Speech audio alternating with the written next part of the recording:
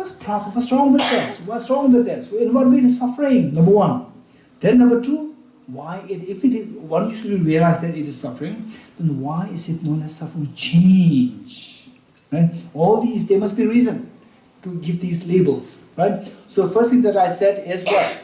All the mundane happinesses, they are suffering change. Right? So the question is, for example, like the chocolate cake. Experience the joy of the chocolate cake. In what way it is suffering? You don't get it again. Huh? It is going to last for a very short time. It is going to last for a Short time. short time. Okay, so if it lasts for 2 minutes, 2 minutes is happy, right? When it does not last, then is a problem. When as long as it lasts, it's happy. So as long as it lasts, why it is suffering? Because you are unable to hold on to that. Why should you have to hold on? Some people are so good; they take the first peck and then they keep it. Amazing. What's wrong with that? Right? You don't have to hold on to it. They said that you give the first pack, they take the first pack, and the second, you give the second pack, they said, oh, I'm done. What's wrong with that? Involved in suffering. Anyone? Okay, I'm talking about the chocolate truffle, right? Chocolate cake. So, what's the problem? Okay, this is a question. You're getting it? Okay, where are we? Are we in samsara or are we in paradise, in nirvana? Samsara. Samsara is a good place or a bad place? Right? To be very honest, right? To be very honest, there may be temporary happiness. Overall speaking, it's a disaster. Right? It's a hope to keep us in samsara. Exactly. So, the point is that overall speaking, samsara is a disaster. Right? For example, each one of us, there is going to be a day, there will be a day when, right, if lucky, there's going to be a day that, oh, now Geshe is sick, or now the doctors, they give up hope, and now this person is sick, that person's sick, going through the last days. This is bound to happen, whether we accept it or not, it's bound to happen. Do you agree with me? Yes. Just that moment, imagine that moment when it arises. All the happiness that we experienced in the past, they are just so shallow, hollow when you go through this experience. You getting it? This is what samsara is. Finally, so who said it? Ultimately, who said it this morning? Somebody said it. Ultimately, we're going to all die. Ultimately, happiness, 1 pack, 2 pack. ultimately finished. Ultimately, there is ultimate, right? And nobody likes that ultimate. Nobody likes that ultimate, right? This is what samsara is. So, let's create a scenario. Let's create a scenario.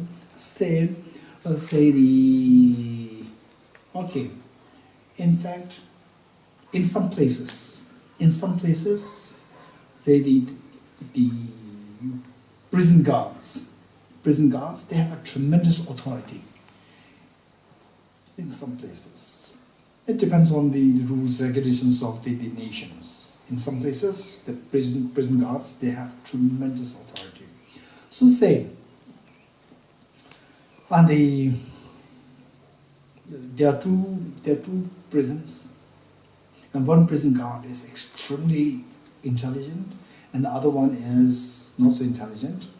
And the job of the two prison guards, so the two prisoners are handed over to prison guard A and B. And prison guard A is very smart, right? And the job is that you have to make they have to go through trials, right? And after whatever is the trial, they know the judgment. Judgment after 1 year, finish. Finish means you understand it, right? After 1 year, both after 1 year. And then the job of the two prisoners, do you know that, what is Sobra something? Charles Sobras. Who is he? Conman. 420. And then the same, he was in one prison all the time. Know what happened? He escaped so many times. He escaped. You're getting it? Okay. So saying that the two prison guards are given the responsibility that make sure that these two prisoners, they don't escape. Right? You have to keep the prisoners. So whatever you need, I'll give you. The government tells the two. Whatever you need, I'll give you. But your job is to keep the prisoners intact for 1 year. After 1 year, finish. Right? Okay, prisoner guard A, he's very smart. What he did is that in the prison, he created a swimming pool. He created a swimming pool. And he created gardens. And he created a dining table. Good food. Right? And then a small movie theater. A gym and everything's here. Swimming pool. And the prisoner, in his house, there's no swimming pool. Right? For a swimming pool, they had to go to drive and then, okay, so all communications are there. Also wait here, everything's there. And sometimes even the prison guard comes to sit with him, give company, eating food together, sharing stories, personal, narrations. And prisoner B, right? The prison guard B, was treating the prisoner so badly that you cannot escape, right? If you think of escaping, you are done, right? You will not get food even. I'll put you in a tiny cell all the time, right? Every day scolding, beating. Okay, this prison B. Tell me, which of the two prisoners, if somebody can escape, which of the two prisoners there's a greater likelihood to escape? Prisoner A or prisoner B? B. Huh? B. A or B? B. Why B? He'll be fed up with He'll be fed up with the prison and he'll try more. Yes, because he is constantly being reminded that you are in a prison, that you are not free. Person A forgets that he is in prison, right? And then, before 1 year, prison B escapes already. Charles Sobra has already escaped, right? And prisoner A, till the last, and then tomorrow I'm very sorry, now we have to go. Then he regrets, right? Person B already escaped. Now I'm so stupid that I did not even attempt to run away. It's actually prison, right? So what made me not think of run away? Because of the swimming pool, beautiful garden, and the good food and so forth. These make him to go through this consequence. You getting it? So therefore, right, what makes a person intact in this prison, letting the person not aware of this reality, is because of creating the luxuries. So likewise, we're in the prison of samsara. We're in the prison of samsara. And what makes us trapped in samsara all the time? Because of the mundane happiness. If there's no mundane happiness at all, by now all the beings have already achieved nirvana or Buddhahood. Nobody's in samsara now. Right? There are so many people who are, they don't have the right physical conditions also. The beggars and they have got diseases and all, but they seem to be okay with it. Okay in the sense they have resigned to their fate and they don't try to go out to, they don't try to achieve nirvana or freedom. That's true. That's a good question. Say some people who really go through difficulties and they really go through difficulties, why they're not trying to, get away from the samsara altogether? Why? Why not? They have no wisdom. Huh? They have no wisdom. Exactly. Right? It's not that I'm just in pain. This is not sufficient. Wisdom should be there. That why this pain is happening. why this pain is happening, and whether or not there's a place where I can go further beyond this. Right? If you don't see any, say if you are put in a just barbed wire, the prison with the 10, 20 locks there, and no connection with outside world, right? Then you can't do anything, right? Although you don't like it, you can't do anything. Whereas the wisdom will tell you that this samsara, you can get away from samsara, right? There is the option there, and this option you can get there. When the option is not there, you can't do anything. So what gives you this option? The wisdom gives you the option, right? So these people, having the case that they have this wisdom, and in most cases, believe it or not, in most cases, very, very successful people, they went through difficult times in the youth. Do you know that? Most of the successful people, right? You read their biographies, they went through very difficult times in their childhood. They are more like self-made successful people, right? People who, parents are very successful, children they become successful, that's fine. But who are more successful? Self-made success people, or the parents made the success? Who's more successful actually? Self-made people, they are more successful, right? So because they have seen that, and with the wisdom, they could see how to get over this. You're getting it? So the wisdom plays a very important role. So there's a tremendous emphasis the Buddha placed on the wisdom, where the Buddha said that even if you have the proper eyesight, without the light, you cannot see what is around you. Even if you have the proper, say, the intelligence, without the light of the knowledge, you would not know how to get rid of the problems. This is what the Buddha said. So wisdom plays a very important role. You're getting it? Very good. Okay. So with this suffering change is actually all the mundane happiness. Mundane happiness. Why it is suffering? Because it is like a bait. What keeps us samsara? Right? What keeps us samsara? Say the bait. What is bait? Hey, what is bait? Fishing. When somebody does fishing. Tempt you to temptation to stay and take the poison. Okay, now say within this very short period of time, we are learning the articulation, skill in articulation. The temptation is the bait, or the food is the bait? Food is the right? Okay, the food which gives us the temptation. This is how we have to articulate it, right? But the fish must like that food. And so therefore food should be delicious. I mean, the temptation is here. No, temptation, this is the Nariman said it, I didn't say it. Right?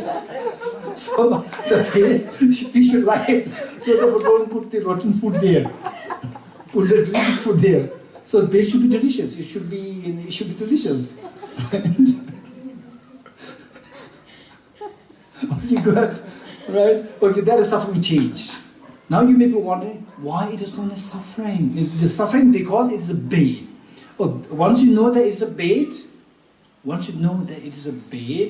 do you go to get it or you will not go? Do you run away from it? You will not go there. Okay, right? The fish, I don't know whether they still realize that this is bait or not, but the dogs, they're very smart. Dogs are very smart, right? When you genuinely show expression, love and affection, you give her bread, even though he does not want to eat it, he will take it and drop it. Right? Just to make you happy. He or she will take this from your hand, will drop it. Even if it's a cheesecake, if you are with the motivation to, not the cheesecake, what is that? Chocolate truffle cake? I like cheesecake. Okay, even if it's cheesecake, the dog likes it. The dog likes it so much, and if there's a motivation to catch the dog, right? You show the cheesecake, the dog will run away, right? Because the dog knows that this is a bait. You getting it? Will not feel attached to it. Okay, so therefore the dog knows that this is suffering. It's not happiness. In the facade of happiness is actually suffering. You getting it? Okay. Now, why is it known as suffering? Change because superficially it seems nice. You get there, it changes to evident miseries. Okay, how many of you like momos? Okay, Elaine, you like momos? How much momos you like? 4 pieces.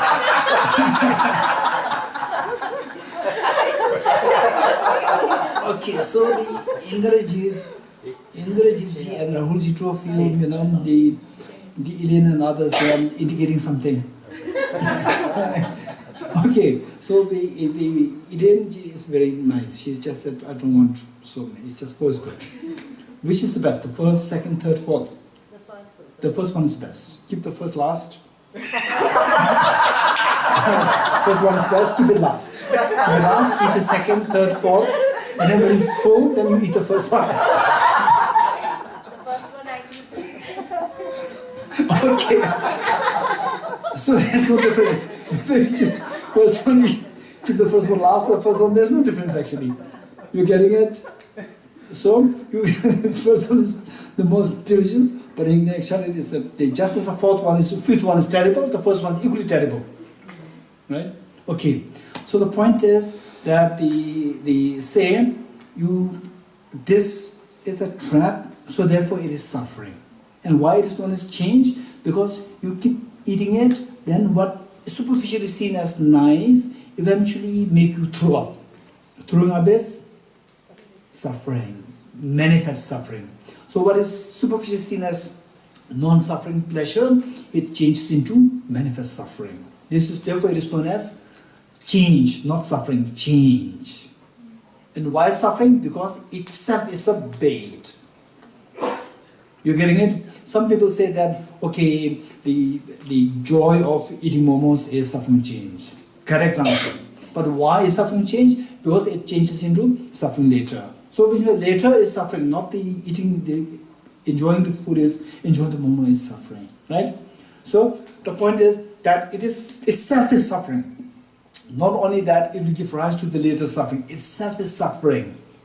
How itself is suffering? Because it changes from superficial to... So that explains the change.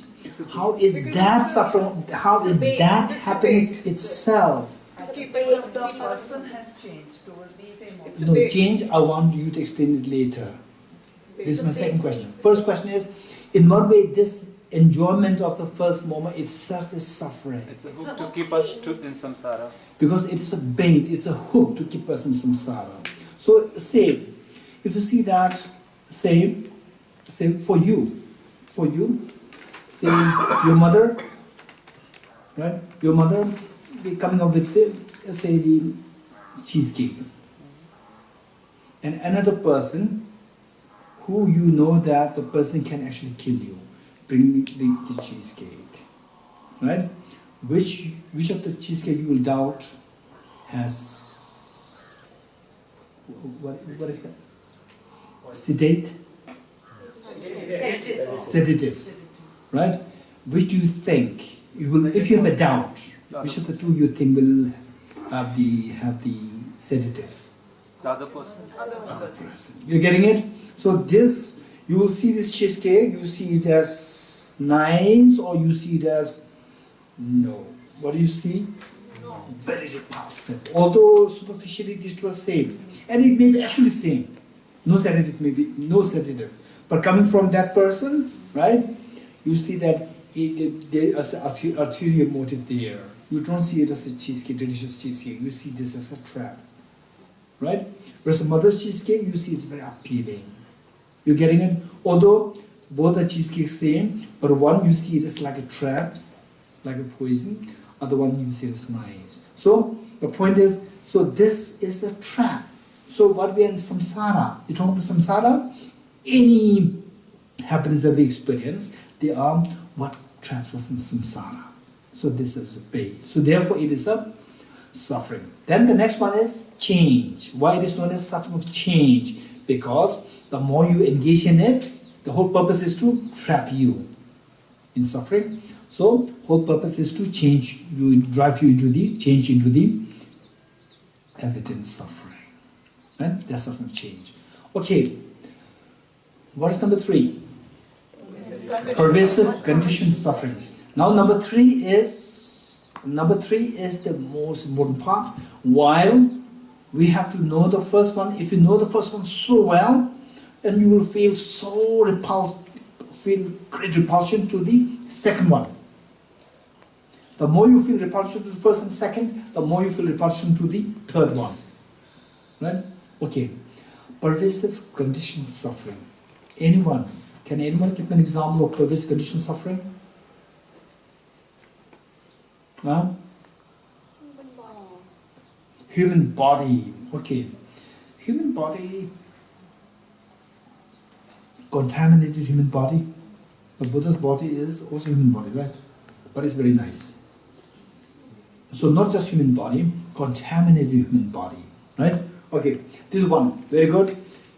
Contaminated human body. What else?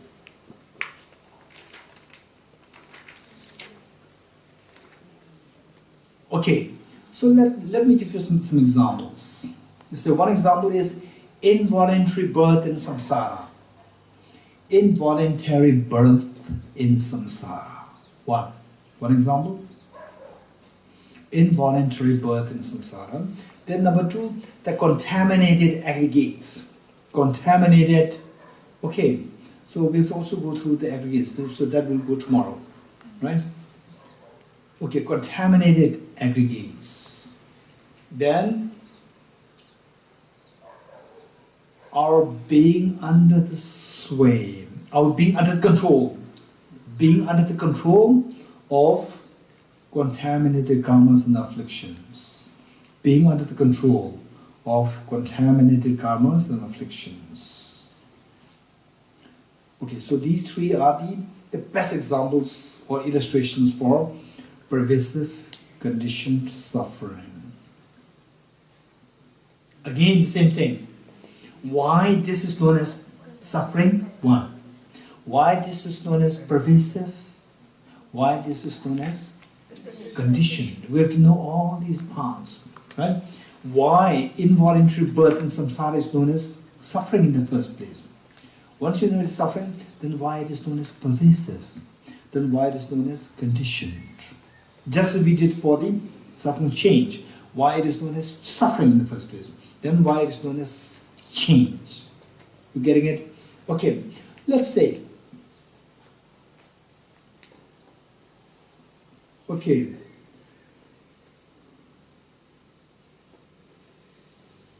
Let's say that there are 2 doors. There are 2 doors. One is the place of the terrace, and the other one is the picnic spot, right? And then it happens in some cases, right? Some people, they accidentally go into the terrace place and they're trapped, right? Then they suffer terribly, and then, right? And then you complain to your mother, to your father, right? Then people will tell you what? Why did you go to that direction in the first place? You getting it? Involuntary birth in samsara. Who asked you to go to samsara?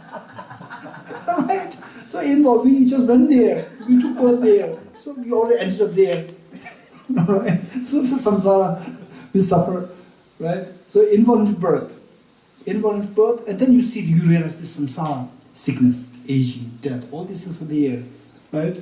So this involuntary birth, that itself, the moment you go into there, you enter into miseries. This is the beginning of miseries. You're getting it? Beginning of miseries. Okay. So when the child is born, people celebrate. It is like actually, oh, welcome to samsara. Right, and then we celebrate, welcome to samsara, right? Okay, so whereas the beings like Prophet, the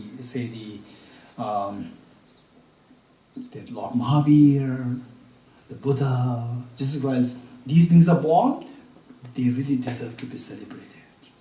Because they came on the earth to liberate the beings. Whereas us, we came to the earth to create problem with the parents. Right?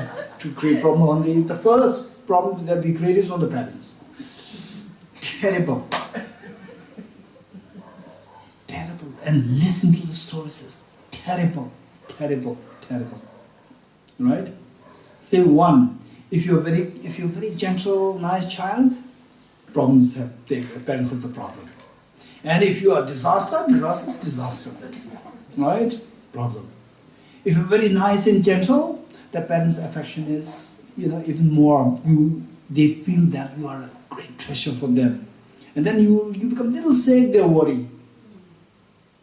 The worry is just unimaginably great.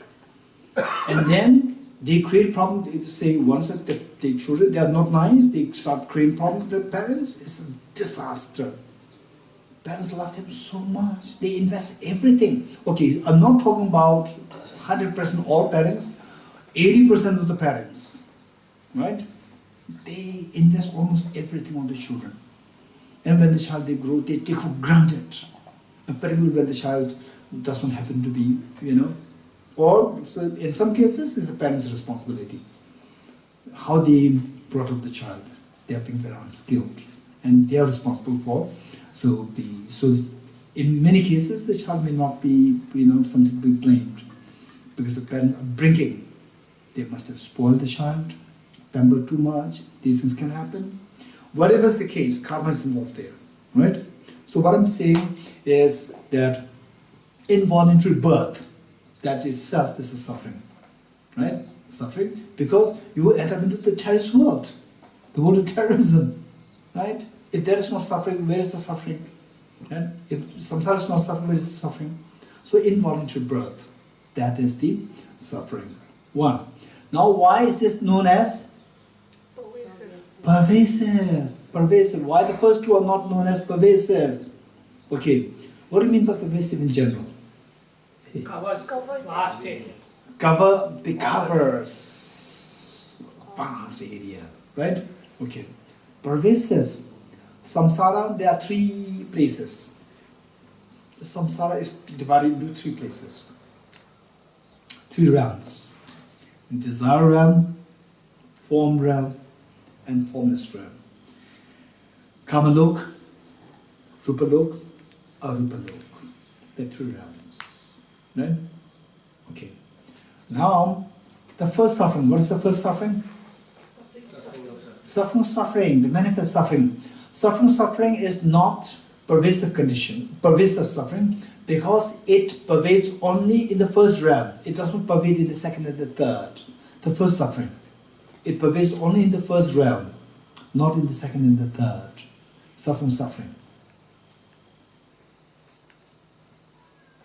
So therefore it is not pervasive. It does not pervade all samsara. Then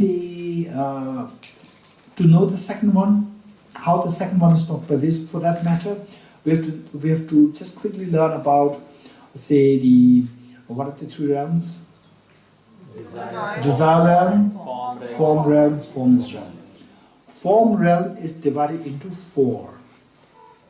Formless realm is also divided into four. I'm not going to specify what these four are. Right? Okay, you want to know? Okay. Form realm is very easy.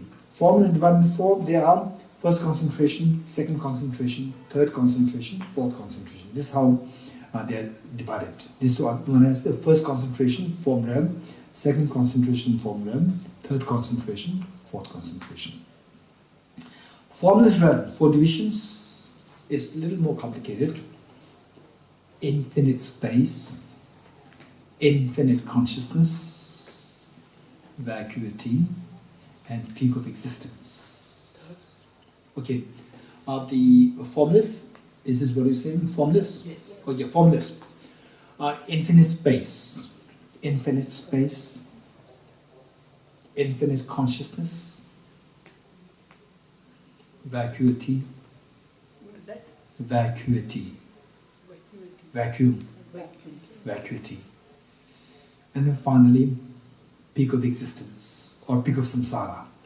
Peak. Peak. What's the spelling? Peak. P-E-E-K. P-E-A-K. P-A-K. P-E-A-K. P-E-A-K. Peak of samsara. Or peak of existence. Both are correct. Okay. Now, we're talking about what? No, we're not talking about the pervasive.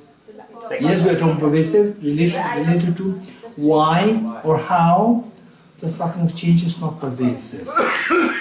How the suffering of, how the first suffering, what's the first suffering? How the suffering is not pervasive. What's the reason? Because it is present only in desire realm. It does not pervade to all the three realms. What's the second suffering of change? Why suffering of change is not pervasive? Because it does not pervade all three realms. It pervades only desire realm and the first three form realm. Suffering change pervades only the desire realm and the first three form realms, not the fourth realm, and all the formless. There's no suffering change. It is only the third suffering, pervasive conditioned suffering, that exists across samsara. Across samsara, all three realms. So therefore, it is known as pervasive conditioned suffering. For example, involuntary birth. Involuntary birth happens in all three realms. Right? Okay. Now, what are the examples do we have for pervasive conditioned suffering? What are the examples? One is the involuntary birth. Contaminated aggregates. The contaminated aggregates exist in all five realms, all three realms. Contaminated aggregates exist in all three realms. So therefore, that is also pervasive. What else? Being under the control of contaminated karmas and afflictions. That also happens in all three realms. Wherever you take birth in samsara, wherever three realms, right, you are under the control of contaminated karmas and afflictions. And if you want to be very precise, what is at the final base of the contaminated karmas and afflictions? Self-grasping ignorance. You're getting it? Self-grasping ignorance pervades all three realms. That is the pervasive conditioned suffering. Right? Okay. So why do we say this? Yes, Tonglen practice. Take the suffering of others. When we take the suffering of others, we have to take these three sufferings. We have to take these three sufferings. Okay, Shaman is looking at me. Shaman is looking at me, it's time out now. Okay. Okay, let's quickly finish this. We cannot really finish this. We'll finish the step number 4. Step 5 we have to do tomorrow. Okay. Same as we breathe in. Imagine that first, say, take all this manifest suffering of the other beings in the form of sickness, aging, death, tension, depression, so forth. Take them, and if possible, people who you know going through these terminal illness and so forth. You take their respective suffering, right? As you breathe in, imagine that you are just sucking all these the sufferings in the form of black soot and very dirty, polluted water, black, dirty water just gushing in through your left nostril, right? You take them, all the sufferings, particularly the manifest suffering, as you breathe in. As you breathe in, you imagine you take all these things, and then they say, if it is okay for you, then you can also make it more dramatic by thinking about the snakes there, scorpions there. These sufferings manifest in form of scorpions, snake, and what makes you feel uncomfortable, right?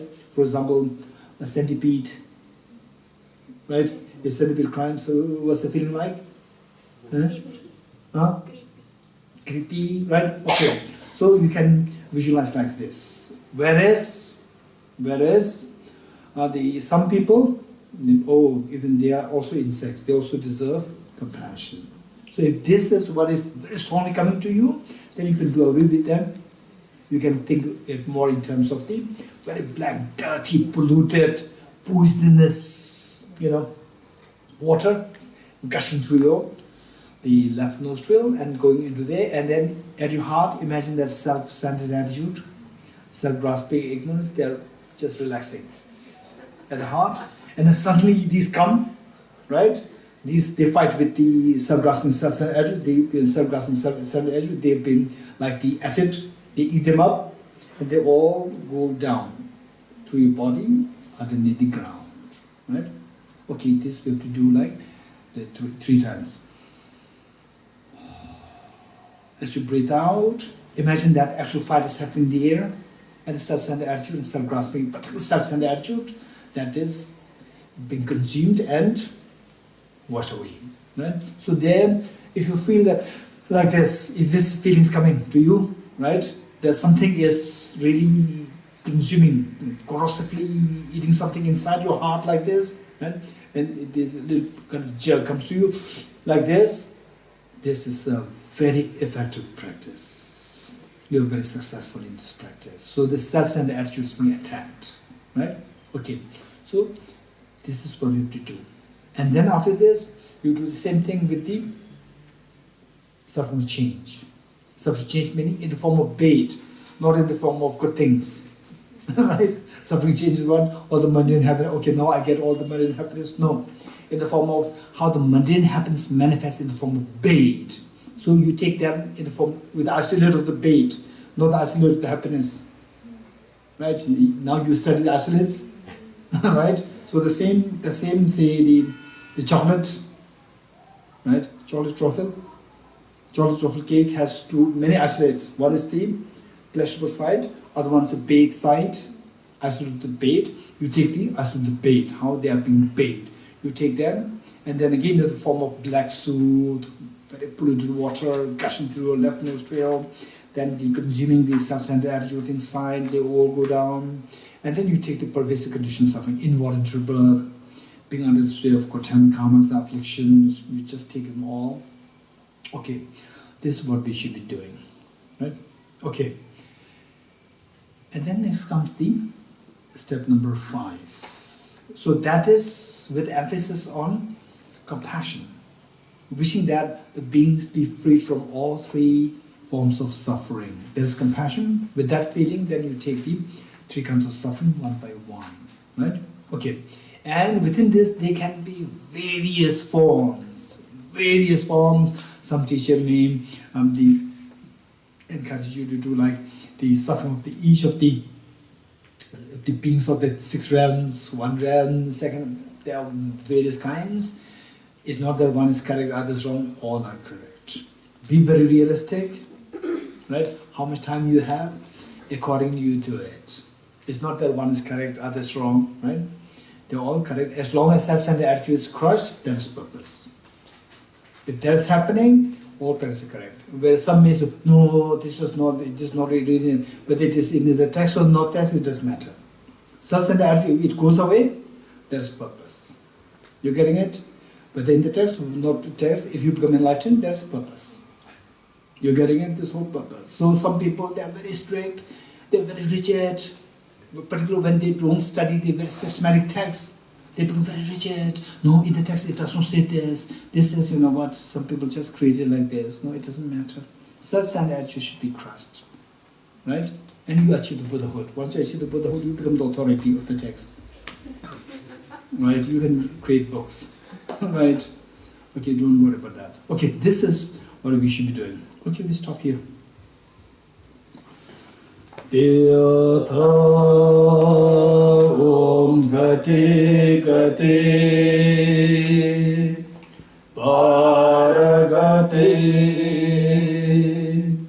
Parasamgati Bodhi Swaha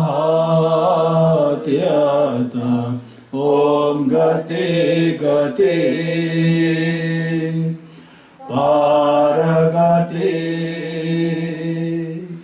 Parasamgate Bodhiswantyatha Om Gate Gate Paragate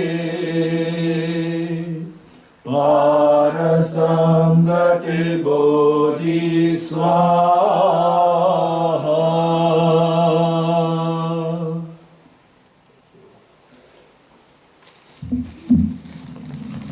You know something, I can't believe it.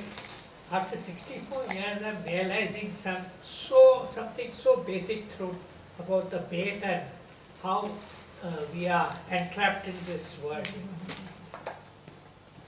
That's true, yeah. I mean, it's so apparent, but still billions of people are running after the bait. That's true. That's very true. Yeah. It's unbelievable. Yeah.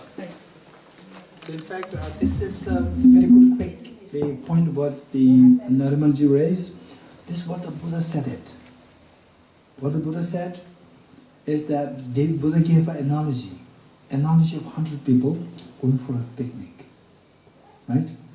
There are billions of people, and then let's say the world is a fact, but the billions of people, they are trapped there in the materialism.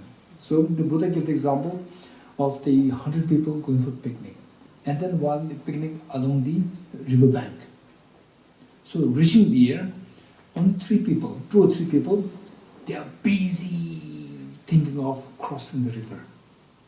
And the remaining 97 or 98 people, what are you doing? We came here for a picnic and you are not enjoying it. They said, we have no time to enjoy. This river will flood very soon, right? We have to escape. And the remaining 98 people said that, you are stupid, we came here to enjoy. We are spoiling our picnic. So you don't want to enjoy? Okay, you do whatever you like, we'll continue to enjoy. So the remaining 98 people enjoyed picnic, and within 1 hour, the flood came and washed all the 98 people, and these 2 people, they escaped. Right? So only few people, they actually get the opportunity to study these texts, reflect on these points, and extract the greater meaning of one's life. And the remaining people, they are like 98 people, they're just constantly washed away by samsaric, miseries. So therefore now, for us to get the opportunity to meet with this kind of tradition, the teachings, see how much we can make the most of this, and then to the best we can spread this to other people. But we thank you for doing this for us. I would have Okay, never so we should thank the Rahulji and Indrajitji, for creating this, so courageously created this environment, right? How much pain that they went through. Yeah. Thank you. Yeah, and then all of you. Thank you. If nobody comes there, then again. Thank you. Yeah. Thank you.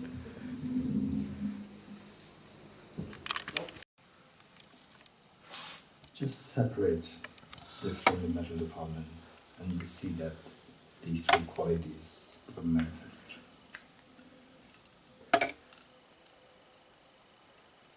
To do so, we need to identify what the mental defilements are. We need to look for ways and means to get into these mental defilements. And the mental defilements, we see that is of 2 kinds: the gross and the subtle. The gross one refers to the afflictive obscurations, and the subtle one refers to the cognitive obscurations. And the gross one, the presence which stops us from achieving total freedom from the fears of life, fears of samsara. Whereas the cognitive obscuration stops us from achieving total omniscience and infinite happiness.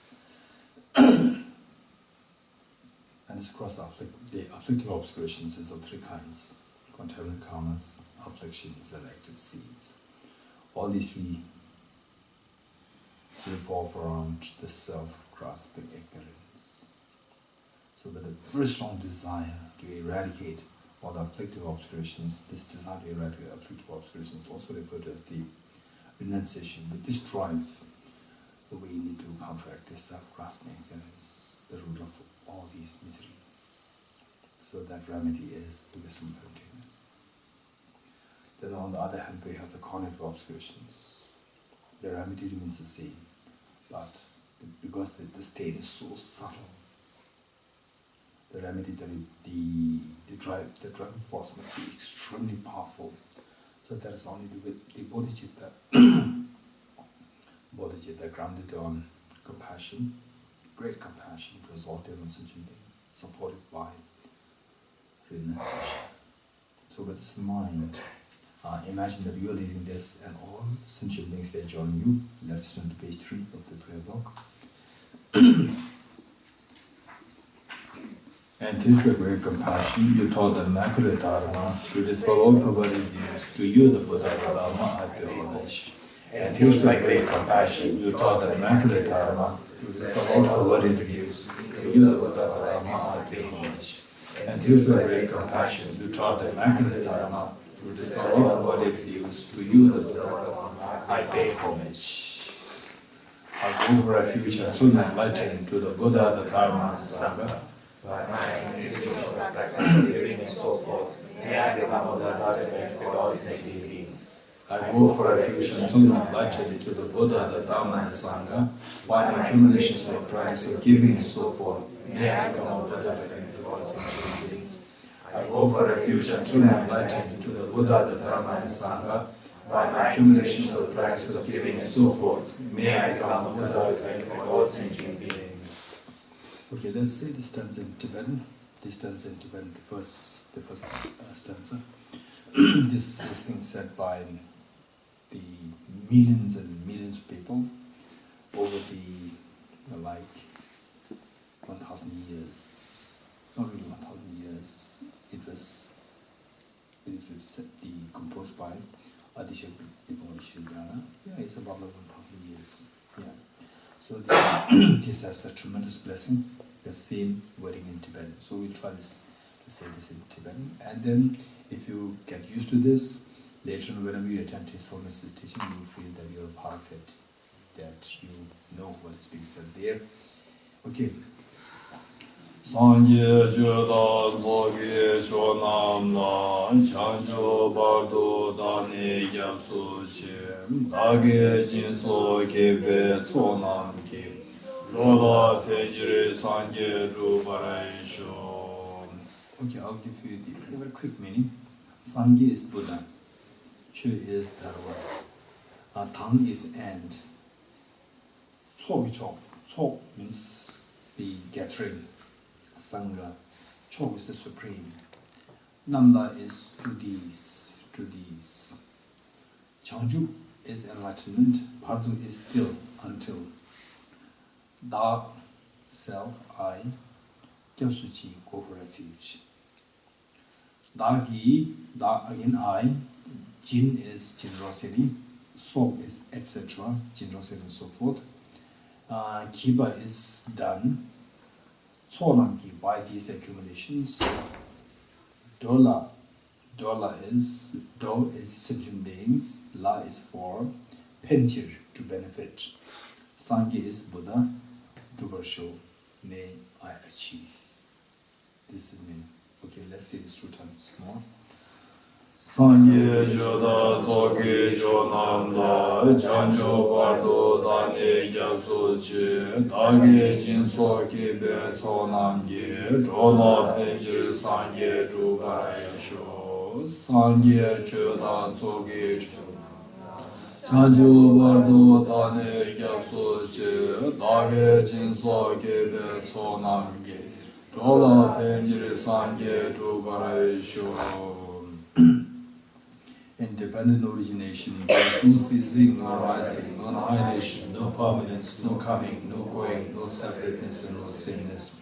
I prostrate to the consummate Buddha, the supreme among all teachers, the one who taught this peace, which is free of elaborations. I prostrate to the mothers of the hearers, the Bodhisattvas and the Buddhas, who through the knowledge of all these hearers seeking pacification, complete peace, who through the knowledge of past causes was helping migrators to achieve the aims of the world, and who through the possession of omniscience helps us durous expound our articles teachings. The one who was transformed into the reliable guide, motivated by our with the benefits and beings. The teacher, Subhadha, and protector, to you I make prostrations. the one who has eliminated the web of conceptualizations and is endowed with the divine bodies of the vast and the profound, who eternally shines forth the forever noble light rays. To you, the Buddha, I make prostrations.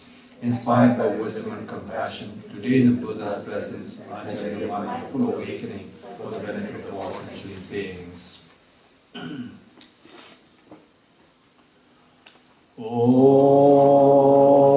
ye dharma hetu prabhava hetum tesham tathagato yavadat tesham chayo nirodha evam vadi mahashramanaye svaha. Om ye dharma hetu prabhava hetum tesham tathagato yavatat tesham chayo nirodha evam vadi mahashramanaye svaha.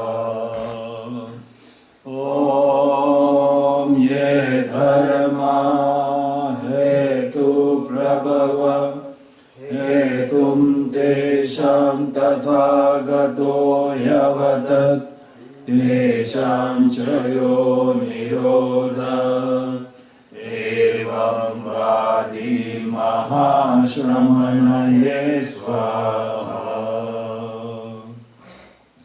All phenomena arise from causes. The causes are taught by the Tathagata. The cessation of causes is what is taught by the great seer. Profound, peaceful, elaboration, free, clear-eyed, and non-compulsive. Such is the nectar-like Dharma discovered. Finding no one who can fathom this teaching, in silence I will turn into the woods. Beyond utterance, thought, and expression is the perfection of wisdom, which is unborn, unceased, and has the nature of space. It is the object of admiration of self-realized wisdom. To you, the mother of the Buddhas with the 3 times a day obeisance. All composite things are impermanent, all contaminated things are of the nature of suffering. All phenomena are of the nature of emptiness and selflessness, transcending sorrows, absolute peace. The Guru is the Buddha, the Guru is the Dharma, likewise the Guru is the Sangha. The Guru is the source of everything wholesome. I go for refuge in the Guru. By the sound of the vibrant drum of the Dharma, you liberate all beings of miseries. I beseech you to kindly remain and give teachings until the end of the expanse of billions of eons. The Buddha does not watch the negativities of beings, nor does he remove their miseries by his hands. His spiritual realizations are not transferred to them. It is by teaching the truth of the substance that the beings are liberated. With folded hands I beseech the Buddhas of all directions to shine the light of Dharma for all the mysteries grown. If you are attached to this life, you are not a spiritual practitioner. If you are attached to samsara, you have no renunciation. If you are attached to your own self-interest, you have no bodhichitta. If there is grasping, you do not have the view. Page 14.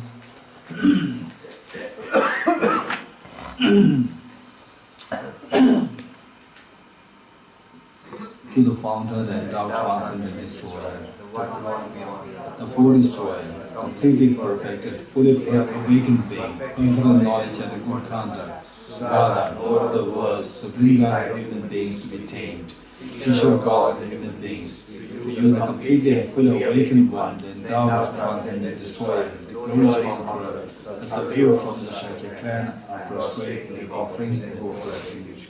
When all supreme amongst humans, you are born on this earth, we pace our 7 strides, then set up supreme in this world. To you who are wise that I prostrate, with pure bodies born supremely pure, wisdom ocean like a golden mountain, fame that blazes in the 3 worlds, we are the best, Lord, to you prostrate. With the supreme science of color like gold, to you I prostrate. Justly like you, the 3 worlds are, incomparable wise one, to you I prostrate. The Savior having great compassion, the Founder having all understanding, we feel the merit with qualities like vast ocean, to you the Tathagata I prostrate. The purity that frees one from attachment, the virtue that frees one from the lower realms, the one path, the sublime pure reality, to the Dhamma that pacifies I prostrate. Those who are liberated and also show the path to liberation, the whole of you qualified with realizations, who are devoted to the moral precepts, to you the Sangha prostrate.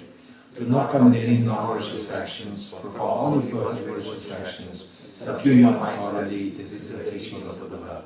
A star, a visual adoration, a flame of lamp, an illusion, a drop of dew, or a bubble, a dream, a flash of lightning, or clouds, you can mention things as such. Through these merits, may sentient beings attain the acme of all seeing, subdue the four falls, and be delivered from samsara's ocean, return to the waves of aging, sickness, and death.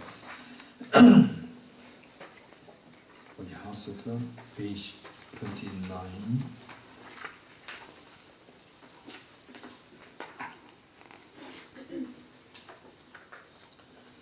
I prostrate to the Raya Triple Gem. Thus did I hear at one time, the Buddha was dwelling on Master Vulture's mountain in Rajgriha, together with a great community of monks and a great community of bodhisattvas. At that time, the Buddha was absorbed in the concentration on the categories of phenomena called profound illumination. Also at that time, the Bodhisattva, Mahasattva, Arahata, Viteshvara looked upon the very practice of the profound illumination of wisdom and beheld those five ideas also as active in its nature. Then through the power of the Buddha, the Venerable Shariputra said this to the Bodhisattva, Mahasattva, Arahata, Viteshvara: however, any child of lineage who wishes to practice the activity of the profound professional wisdom trained, he said that, and the Bodhisattva, Mahasattva, Arahata, Viteshvara said this to the Venerable Shariputra: Shariputra, any son of the lineage or daughter of the lineage who wishes to practice the activity of the profound professional wisdom should look upon it like this, correctly and repeatedly, beholding those five activities also as empty of inherent nature. Form is empty, emptiness is form. Empty is no other than form, form is also no other than emptiness. In the same way, feeling, discrimination, incompetent factors, and consciousness are empty. Shariputra, likewise, all phenomena are empty, without characteristic, unproduced, unseen, stainless, not without stain, not fulfilled. In emptiness there is no form, no feeling, no discrimination, no constant factors, no consciousness, no eye, no ear, no nose, no tongue, no body, no mind, no visual form, no sound, no smell, no taste, no object of touch, and no phenomenon. There is no I element and so on up to and including no mind element, no mental consciousness element. There is no ignorance, no extinction of ignorance, and so on up to and including no aging and death, no extinction of aging and death. Similarly, there is no suffering, origination, cessation, and path. There is no exalted wisdom, no attainment, and also no non-attainment. Shariputra, therefore, because there is no attainment, bodhisattvas rely on and dwell in the professional wisdom, mind without obscuration and thus without fear. Having completely passed beyond error, they reach the end point of nirvana. All the Buddhas who dwell in the three times also manifestly complete awakened, once are passed with perfect, complete enlightenment in alliance with the professional wisdom. Therefore, the mantra of the professional wisdom, the mantra of great knowledge, unsurpassed mantra, the mantra equal to Dharma quote, the mantra that thoroughly pacifies all suffering, should be known as truth since it is not false. The mantra of the professional wisdom is declared: Yata Om Gade Gade Para Gade Para Sambade Bodhi Swaha. Shariputra, the Bodhisattva, Mahasattva should train in the profound professional wisdom like that the Buddha was in the concentration. Arahata saying, well said, son of the lineage, it is like that, it is like that. One should practice the profound professional wisdom just as you indicated, even the Bhagavatas rejoiced.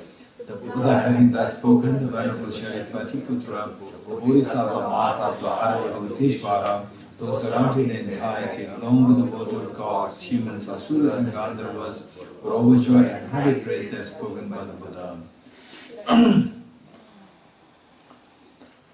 As we recite this Harsuddha mantra, imagine that Bodhichitta is exalting us thus: don't remain in the fears of samsara. Come to his ultimate happiness.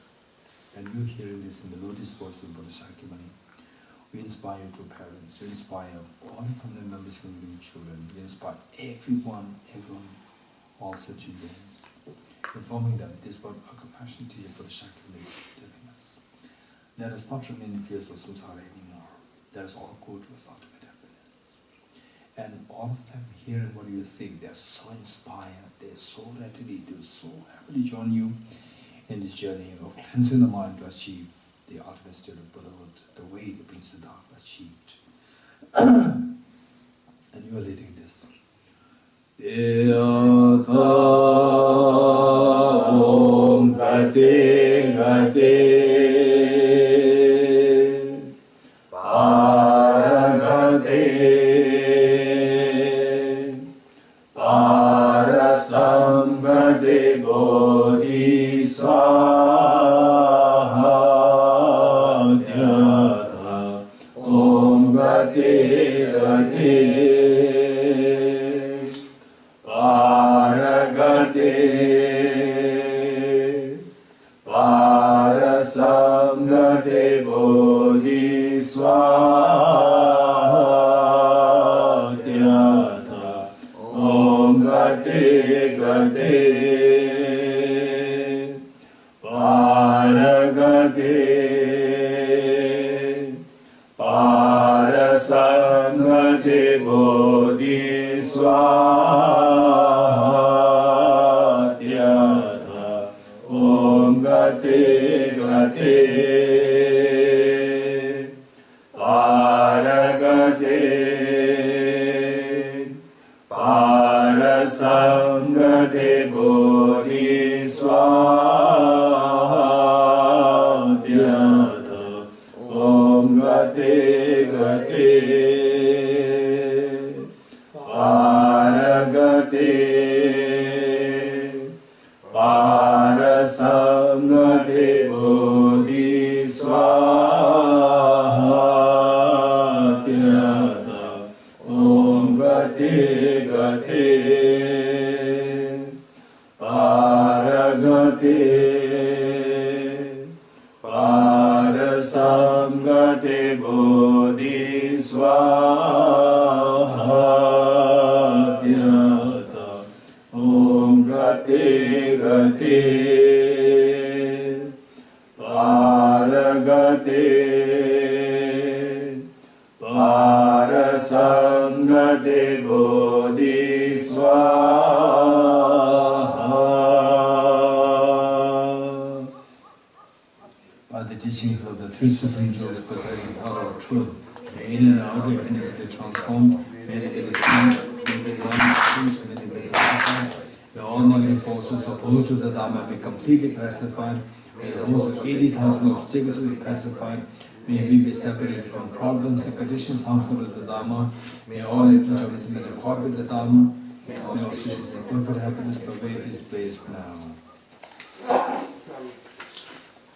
Page 35, 8 verses for mind training, by training mind. With the determination to achieve the highest aim, for the benefit of all sentient beings, which surpasses even the wish-fulfilling gem, may I hold dear at all times. Whenever I interact with someone, I feel myself as the lowest in my soul, and from the very depths of my heart, respectfully hold others as superior. In all my deeds, may I probe into my mind, as soon as mental and emotional afflictions arise, as they endanger myself and others, may I strongly confront them and avoid them. When I see beings of unpleasant character and those oppressed by the strong negativity and suffering, may I hold them dear, for they are rare to find, as if I've discovered my true treasure. When others out of jealousy treat me wrongly with abuse, slander, and scorn, may I take on myself the defeat and offer to others the victory. When someone whom I've helped or on whom I've placed great hopes mistreats me in extremely hurtful ways, may I regard him still as my precious teacher. Embrace me, offer benefit and joy to all my mothers, both directly and indirectly. May I quietly think about myself, all others with days of all others. May all this remain undefiled by the stains of the 8 mundane concerns, and may I recognize all things as illusions, devoid of thinking the release from bondage. From my true collections, vast space that I have amassed, from working with effort at this practice for a great length of time, may I become leading Buddha for all those whose minds specialize blinded ignorance. Okay, 7 puja. As we read the 7 puja, the 7 points must be well reflected, and as we read, just see how much the meanings are reflected in the mind. I bow down to the youthful Adam and Geshe, You, the Buddhas, the lions amongst humans, gone to freedom in the present, past and future, in the worlds of 10 directions, to all of you with body, speech and system, mind and power down, with the energy of aspiration for the Bodhisattva way, with a sense of deep respect, and with as many bodies as atoms of the world, to all you Buddhas visualize as real and power down. On every particle of the Buddhas numberless as atoms, each of us a host of Bodhisattvas. Am I confident in this way of all phenomena is entirely filled with Buddhas in this way, with infinite oceans of praise for you, and oceans of sound from the aspects from the Bodhis. I sing the breathtaking excellence of Buddhas and celebrate all of you Sugandhas. Beautiful flowers in regal gardens, sweet music, scented walls and parasols, sparkling lights and sublime incense are offered to you, the tourist ones, the Buddhas. Fine dress and fragrant perfumes, scented with powder heaped high smart mirror. All wondrous offerings in spectacular array are offered to you, the tourist ones. With transcendent offerings, peerless and vast, with profound admiration for all the Buddhas, with strength of conviction in the Bodhisattva way, offer and bow down to all the victorious ones. Every harmful action is I've done with my body, speech and mind, overwhelmed by attachment, anger and confusion. All these are openly laid bare before you. I lift my heart and rejoice with all my of the Buddhas and Bodhisattvas in 10 directions, of solitary realizers, hearers, still training, and those beyond, and of all ordinary beings. You who are the bright lights of worlds in 10 directions, who attain the Buddha's omniscience through the stages of awakening. All you who are my guides, please turn to the supreme will of Dharma. With palms together, I earnestly request you who may actualize parinirvana. Please stay with us for eons numberless as atoms of the world, for the happiness and well-being of all wanderers in samsara. Whatever slight merit I may have accumulated by making prostrations, offering and confessing, rejoicing and requesting that the Buddha's daily teach, I now dedicate all this for the full awakening of all beings. Okay, short material offering.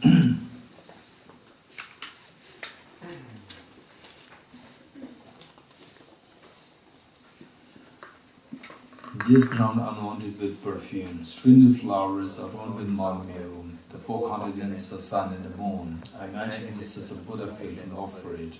May all sentient beings enjoy this pure land. O Sajibhe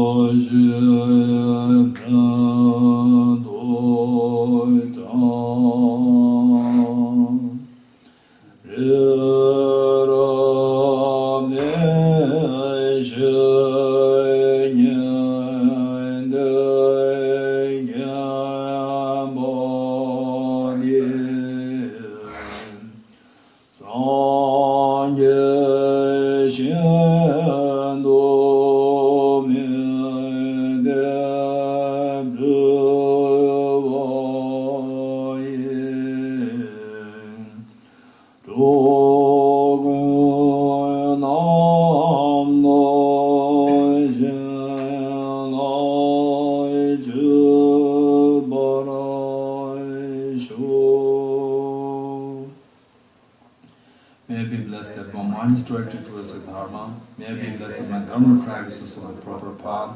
May I be blessed that the path is free of flaws. May I be blessed that the flaws are seen in the light of exalted wisdom. Becoming utterly frustrated with ignorance that grasps at true existence, please bless Bodhichitta with genuine renunciation, seeing all aspects of samsara as vicious and repulsive. Please bless me that my mind overflows with the precious.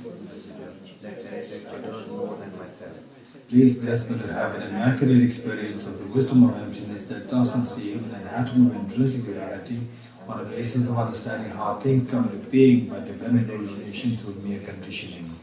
Please bless me that my mind stream overflows with the precious wisdom of the non-duality of bliss and emptiness. Edam Guru Ranamanda Lavam Nirateyami. Okay, the foundation of all good qualities.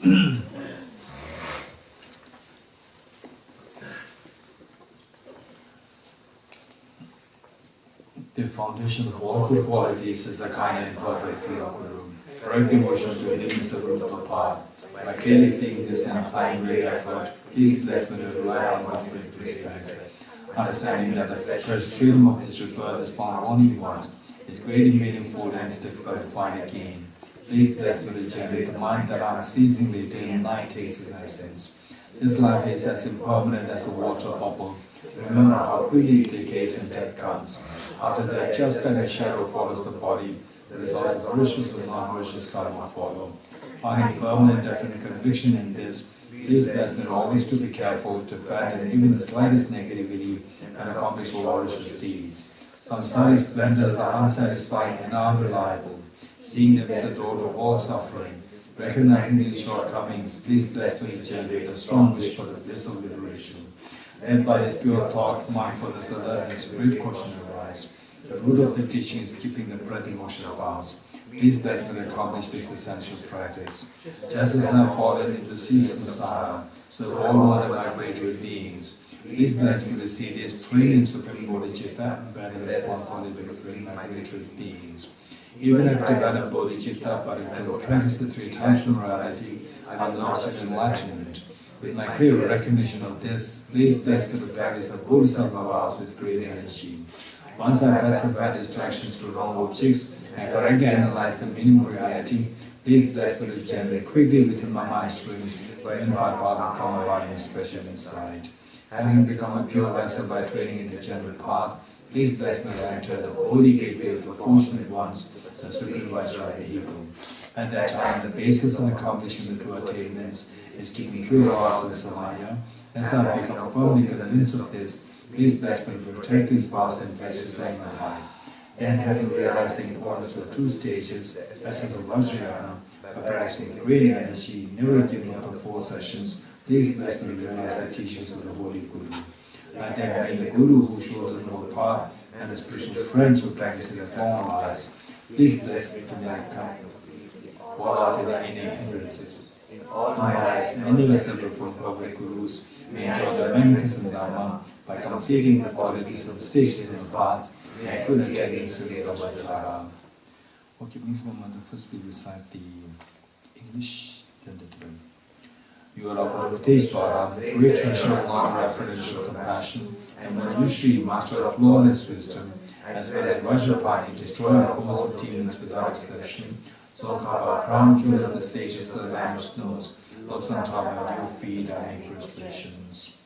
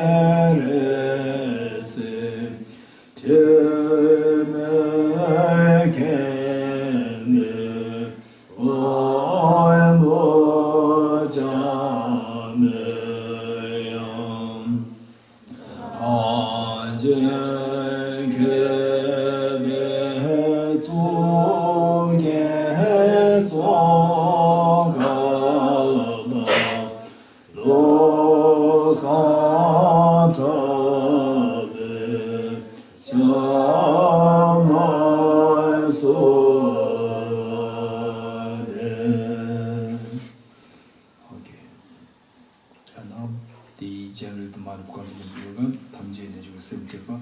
Okay.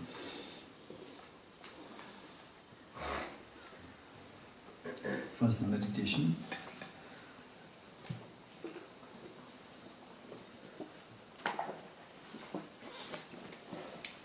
Shamana meditation, 5 minutes.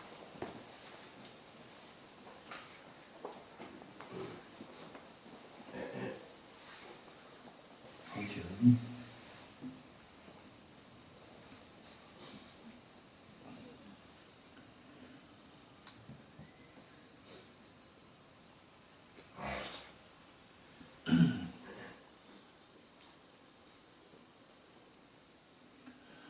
Okay, again a reminder, the 4 points, body posture, focal point, identify the errors meditation, the 2 errors, mental laxity and mental scattering or mental excitement, and the remedy to overcome the 2 errors, mindfulness, introspection and mindfulness. Okay, ready?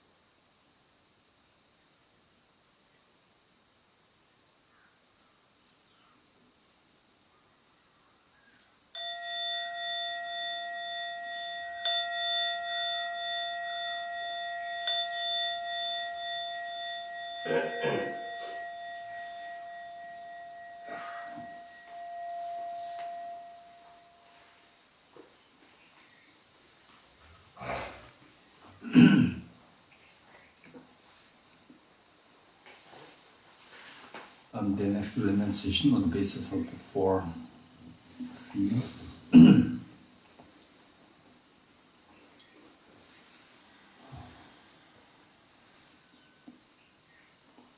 Okay, so this is tomorrow. What we do today, we'll do the guided, and tomorrow we'll do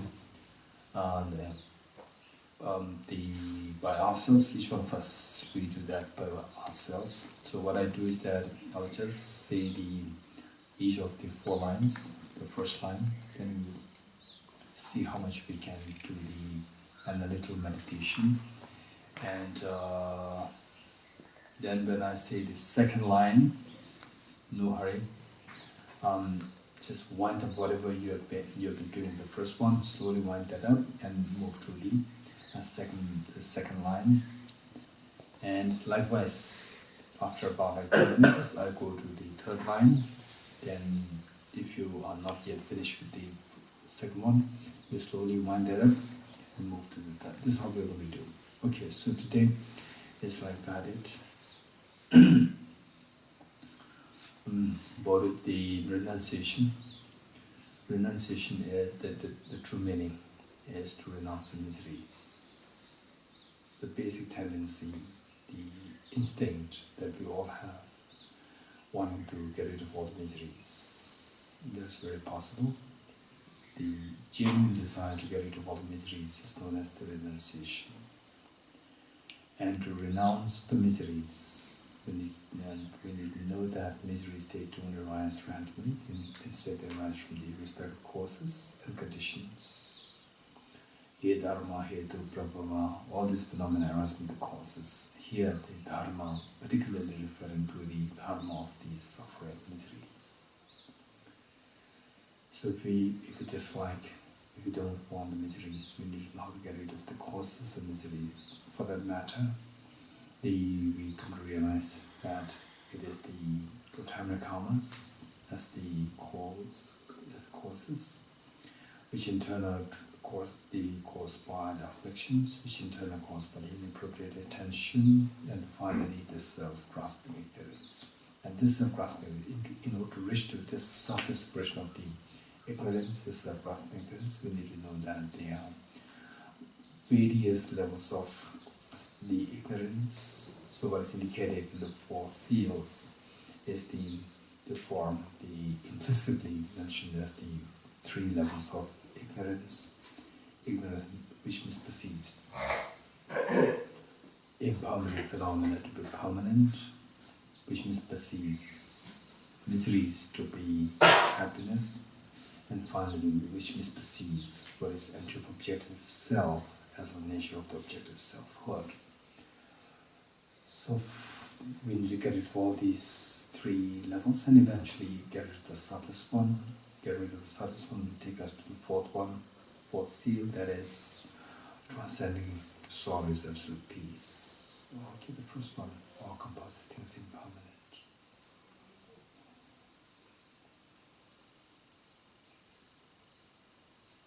The beautiful dear one of our coming together here in Vajradhatu Center, the beautiful center, everything very fresh, and the wind very cool, breeze, and the place very quiet, peaceful, and very sanctified place by the Buddha and Guru Nimase. Extremely sanctified place. So that beautiful day one is gone. And surely there's going to be a day when we're all going to be dispersed. We will go back to our respective places, the Pune city, Mumbai, Delhi. The beautiful day, this beautiful day, the few days will come to an end. And this is a fact.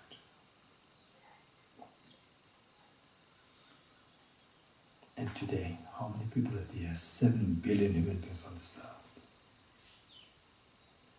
And some, they are piously into spirituality, and some into indulgence,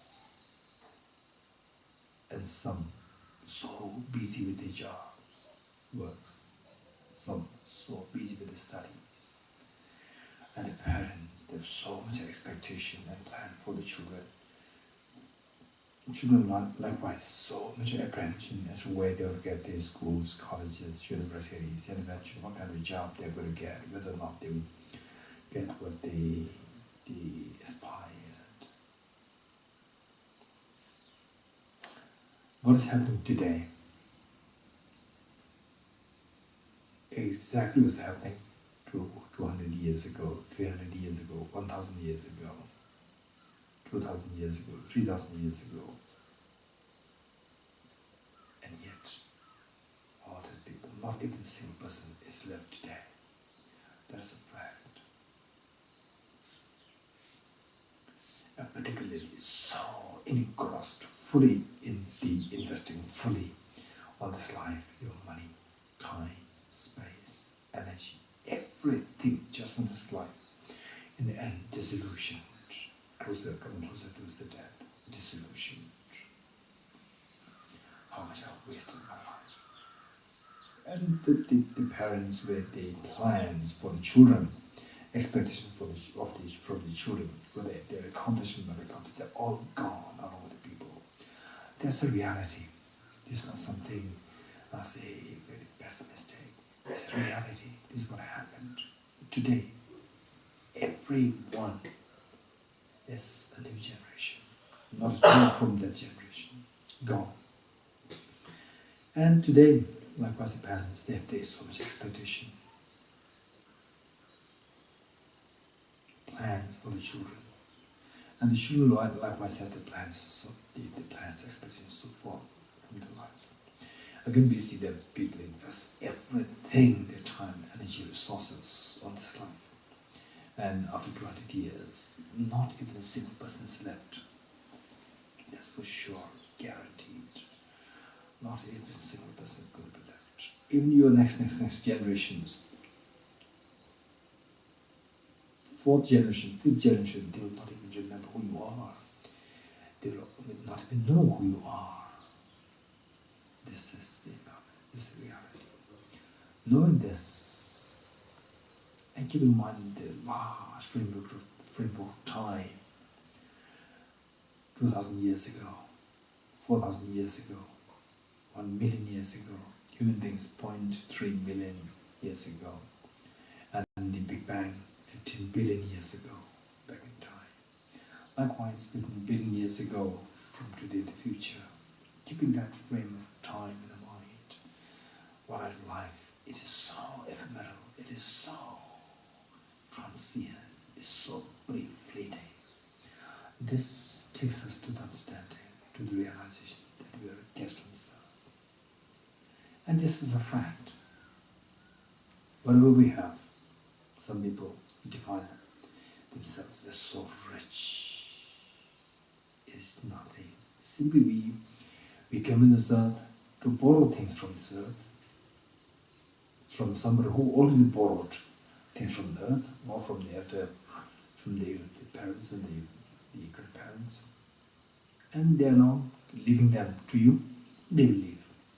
In fact, in short, we just came on this earth, in actuality having borrowed everything, and with the feeling that that is mine, this is my possession. In actuality, we just live in the world of illusion.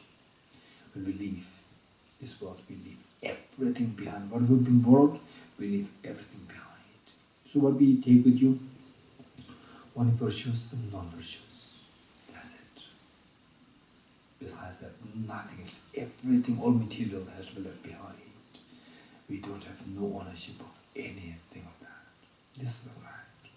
And yet, people live in illusion till they are disillusioned at the time when they have to leave the world, coming to realize that I have to leave everything.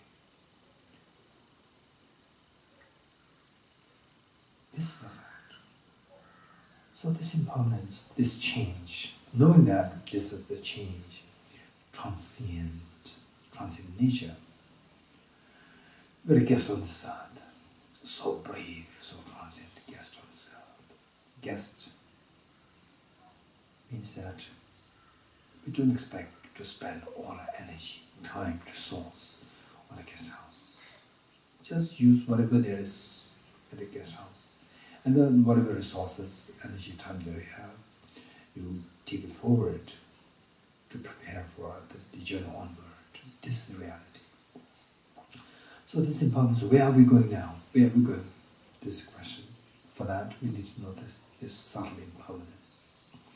All these gross impermanence which we see, they're nothing. Underscoring all these is the subtle impermanence. Change, the obvious change that we see, the seasons, and young, toddler becoming adolescence, adult, old age. All these obvious changes are possible only if there's this subtle change, momentary change happening underneath. Change happening annually, monthly, weekly, daily, hourly, minute by minute, second by second, millisecond by millisecond, nanosecond by nanosecond. This reality, without these changes, the obvious change is just superficial. Real, in reality, there's very subtle change happening, and that is what's the reality really out there. Everything that we see around, all composite things, undergoing this momentary change. This world is nothing but filled with this the transitoriness, momentary changes. And this is a fact. If we see this, what we see, the life is so, the life in the world is so concrete, solid. This is illusory. What is very different. So this transitoriness, we can realize that we are moving so fast. Our body is changing so fast, our mind is changing so fast. There's nothing really there as 1 minute, actually. It's just nanosecond by nanosecond. Even the nanosecond is too long. Even that can be broken into smaller pieces. This is how things are moving so fast. It's very scary, like being thrown into a very fast moving train. Yes, of course. Where is this train taking us? Taking us. Depends on the driver. If the driver is your mother, your father, will surely take you to a very beautiful place, picnic spot. Whereas if the driver is the terrorist, or under the sway of the terrorist, no doubt will be taken to the slaughterhouse. So in that case, the driver is a mind, and yet, unfortunately, this mind is driven by the worst of the terrorists or the contaminations, self-grasping, ignorance, and self-centered attitude. As long as we are under the sway of this worst of the contaminations, the two contaminations, only experience that will go through that the destination that we end up with is misery.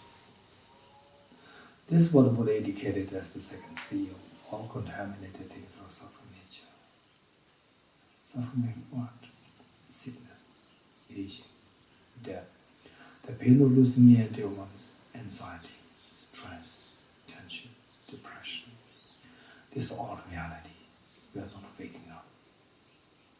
How to demarcate an evolved person from a childish, dare not think about these realities. That when these realities befall them, then they freak. This is what demarcates, what defines a childish or a childlike beings. Whereas the evolved beings, whereas the more mature people, they will think all of these in advance and they will make plans to get out of these problems altogether. This is wise. Okay, how to get out of these problems? And these problems, when will they end? 2017 ended on its own. We did not have to do anything. Likewise, our youth ended automatically. So likewise, when will this massive suffering, excruciating, painful suffering come to an end? When will this happen? It will not happen until we put concerted effort. Impermanence is of three kinds. Impermanence where the continuum never ends. Impermanence where the continuum automatically ends. For example, 2017, 16, 15. And this third category, impermanence, which does not end at all until one put in a concerted effort. For example, our miseries. Okay, so how can we bring an end to these miseries? Just reflect on the cause of the miseries. Ye dharma hetu prabhava. All these phenomena arise from the causes. Where to tackle the causes? Wise people will tackle the causes. The childish, the children-like people, they will tackle the symptomatic. They will go for the symptomatic treatment. Just try to scratch the miseries themselves, and yet it's very unrealistic. The wise people will scratch the causes of the miseries.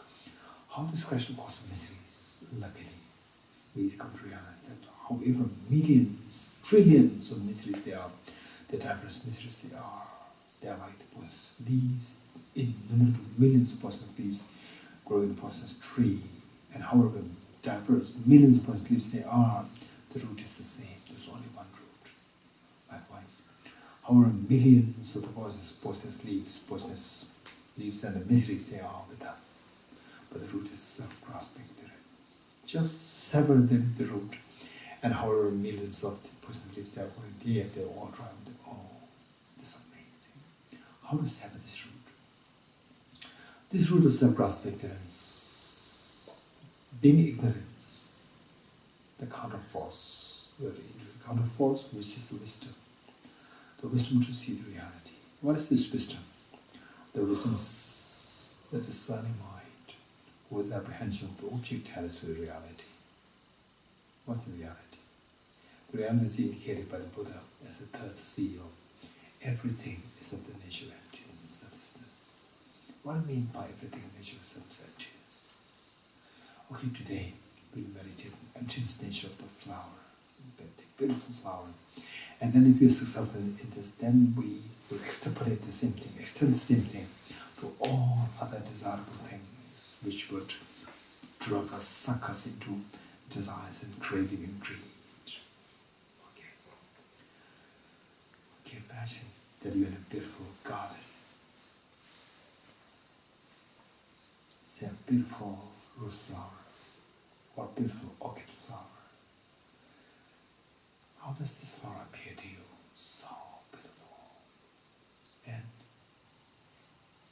how does it appear to you? As objectively real, or like your mind being the movie projector, like a movie being projected, but the projector like your mind. Of course, not like a movie, but it's so solidified, objectified, there, well defined. This is illusion. This is not a self-grasping. Seeing this beautiful flower so objectified there, is always so independent of one's own mind. That perception, that grasping, that apprehension is known as the self-grasping ignorance, or the self-apprehending ignorance. Ignorance grasping this, the self of the flower to be object for real. How do you know that this is not the correct way of the perception? This is not the reality. This is ignorance. How can I know this? Remember what Arjuna said. If the mirage were to be water, why not those close by the mirage see water? If the mirage were to be water, why not those close by the mirage see water? In a like manner, in the same token of reasoning, if this flower would exist objectively, why not I see this flower as I go closer to this object? Okay, let us now go closer to this object to see whether this objectified flower there. We're not looking for the flower, we're looking for the objectified flower. Okay, by going closer to this object and then see whether the flower exists here. If it does exist, this is indication that the flower exists objectively. We are not looking for the subjective flower, we're looking for the objective flower. We go to this object. Going closer to this object, we see that the initially is the color combination of the flower, the texture of the flower is so appealing, tender, and then we use the electron microscope to help us go closer towards the object. Going closer to the object, we see that what was earlier seen as so tender and the very soft, tender texture was nothing but cracky cells become prominent, and the cell demarcation, cell membranes, they become so vivid and very cracky, like the cracky mud ground, muddy ground. Go further, through fine-tuning the electron microscope. Then the cells become so prominent. The beautiful, what happened to this beautiful orchid? It disappears. Through further fine-tuning the electron microscope, the cells, cell membrane, nucleus inside, cytoplasm between the nucleus and the cell membrane. Through further fine-tuning the electron microscope, the nucleus inside, you see the chromosome. Chromosomes are nothing but made of DNA molecules. And these molecules are nothing but made of atom. You can go further, stating from the, it's just fine for us to stay there. We can go further, but we can stay there. The purpose is accomplished. Okay, what are you seeing now? I'm just seeing billions of atoms banking each other. Where's this flower? Where's this orchid flower? It disappears, it's empty, it's not really there. Okay, you have now come too close to this object, and the flower which you earlier seen as objectified, so solid there, it disappears, it's empty. Stay in this experience. And of the two isolates, seeing the billions of atoms is one isolate, the billions of atoms, and the absence of the flower, the second isolate. Of the two, use the first isolate, seeing the billions of atoms, to move to the, as the stepping stone to move to the second isolate of the absence of the flower. Just grab at the absence of flower. If you continue to see the isolate of the billions of atoms, you are not meditating emptiness. You should go to the, because atoms are positive phenomena, emptiness is a negative phenomena. So you must be able to abide in this experience of negative phenomena, the absence of the flower, isolate absence of the flower. Okay, ask 2 questions. What are you seeing? I'm seeing billions of atoms. Where's the flower? The flower's empty. Stay in the answer that you got for the second question. The flower's empty. Stay in this experience for a while. And this is a fact that we've discovered. Earlier what you saw as a flower, this was very superficial. What you are seeing is the final ultimate discovery, ultimate reality is what you discovered. Where's the flower? The flower's empty. Stay in this experience.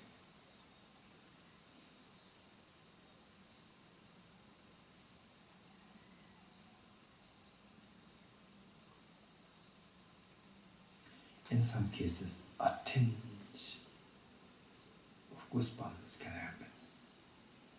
A tinge of fear can happen. In some cases, a brief moment of bliss, peace, serenity can happen. If these things happen, you are very fortunate. If not, don't worry. Just continuous practice. Continuous practice. Over time, you're bound to experience that. You will see the wonder, the amazing. Now I got the secret of the happiness. Okay.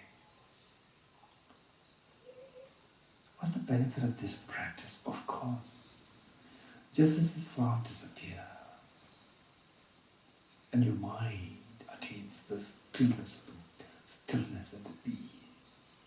Likewise, you subject any other phenomenon that exists in the universe, particularly those which you like to renounce: sickness, aging, death, depression, tension, anxiety, and so forth. All these you subject to the same analysis. Just as the flower disappears, the flower is empty. There you discover that they are also empty. They also disappear. The moment you see that these dissolve, the feeling of incredible lightness will dawn in you. Incredible lightness, total peace, mental disturbance stops, mental sorrow stops. Peace is restored. For the first time in your life, you experience a very profound peace, stillness, the peace, tranquility, which you have never experienced before in this life, as well as in the past lives. This is known as the absolute peace of nirvana. Anybody who is seeking this experience of nirvana absolute peace, total freedom from all fears, anxiety, in the experience of this emptiness. This is the final version of what the renunciation is. Stay in this experience for a while.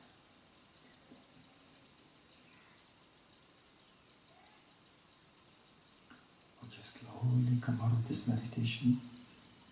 Come out of this meditation. Okay, good. Just rest for a few seconds before we move to the Bodhichitta practice.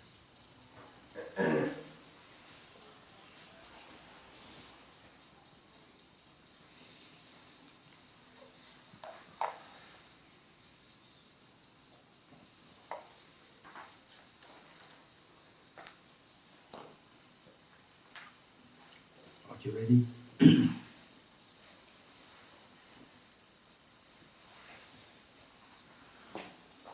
Okay, reinforce the visualization of the Buddhas and Bodhisattvas. So loving, so caring, so embracing in front of you.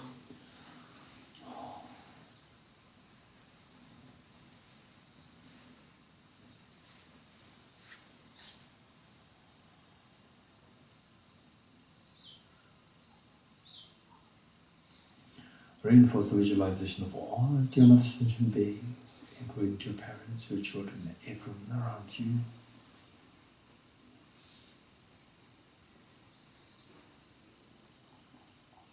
And how you see them as so loving, so caring, and you're there to give full love, attention, embrace, and so forth.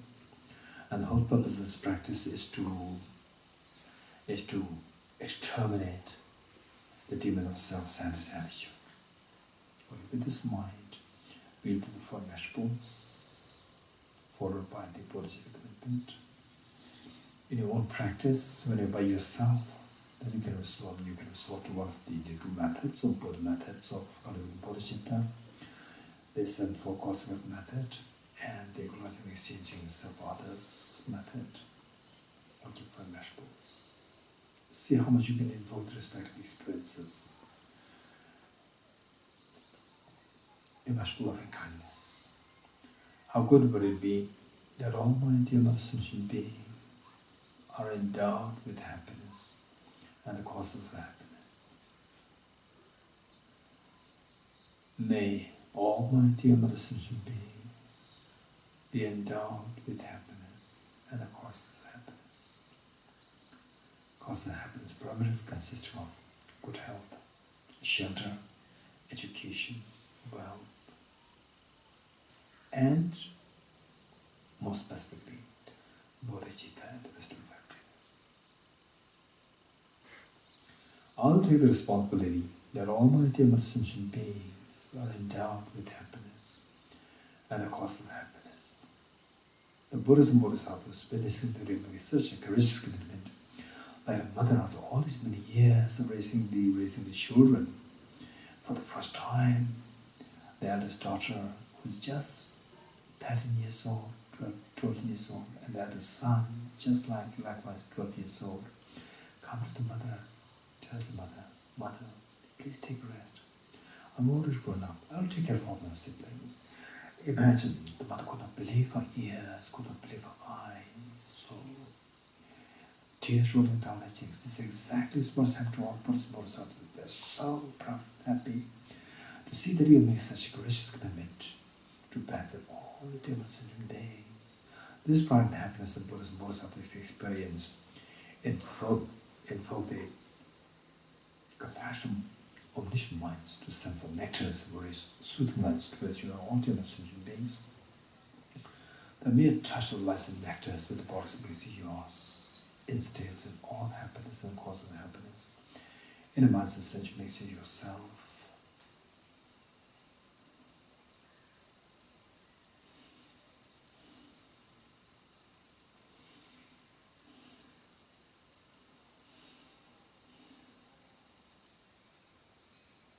And you're witnessing such a miracle is happening to us all, dear sentient beings.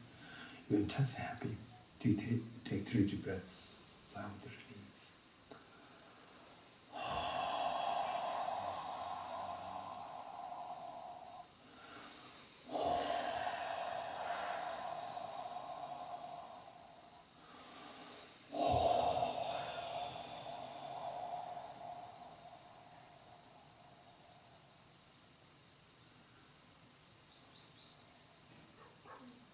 immeasurable compassion, how good would it be that almighty and sentient beings are freed from suffering and the cause of suffering. Cause of suffering, but primarily consists of poverty, ill health, lack of education, insecurity, and, more precisely, the self-grasping ignorance and self-centered attitude, which in turn give rise to all the offshoots in the form of karmic karmas, afflictions, and so forth. May all my dear Mother sentient beings be freed from suffering and the cause of suffering.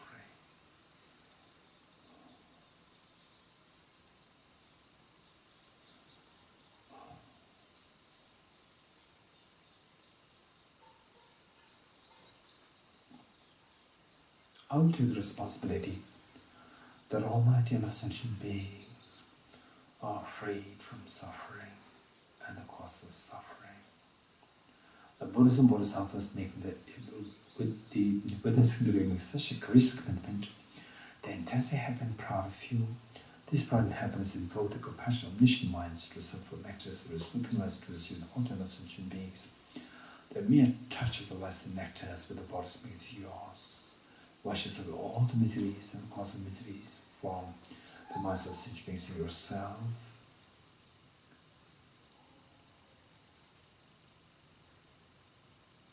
And you witness such a miracle is happening to all ultimate sentient beings.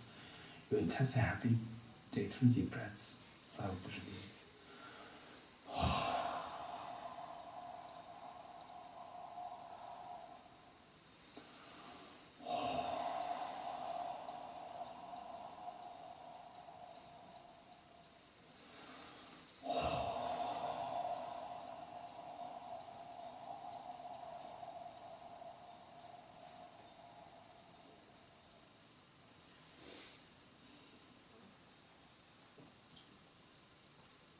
Next, immeasurable joy.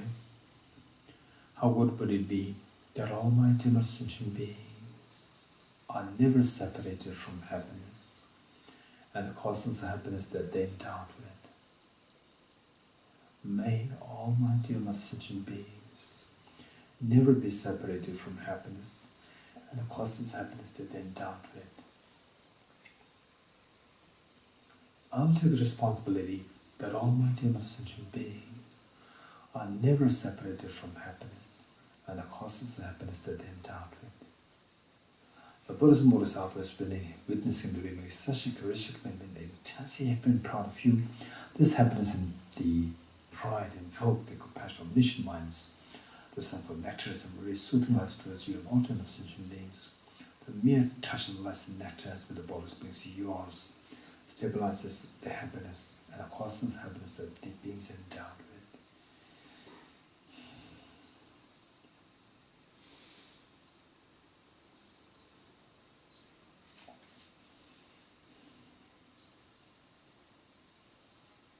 You witness such a miracle is happening to us all of your sentient beings. You're intensely happy. Take 3 deep breaths, sigh with relief.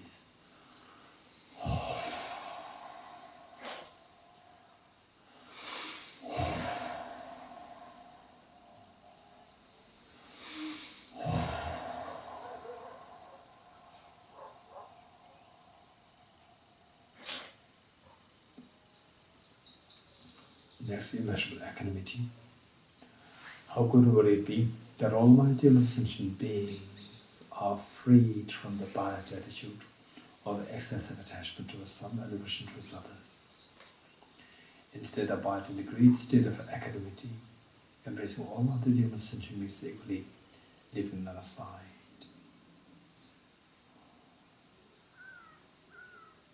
May almighty and sentient beings be freed from the biased attitude of excessive attachment to some and aversion to others.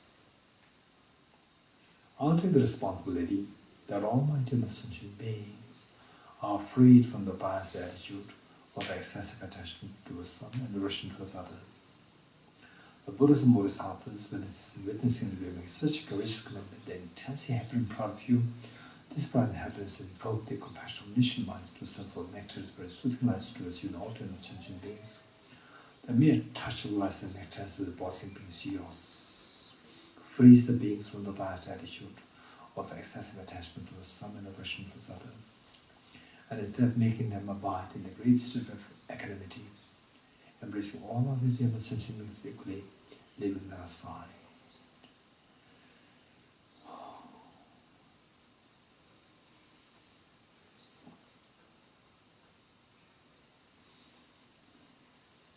And you witnessing such a miracle is happening to us, all the human sentient beings, you're intensely happy.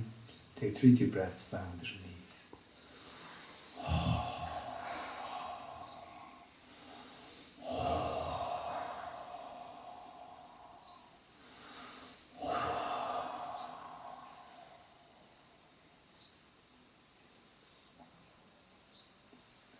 Underscoring all the four immeasurables is unconditional love towards all the human sentient beings.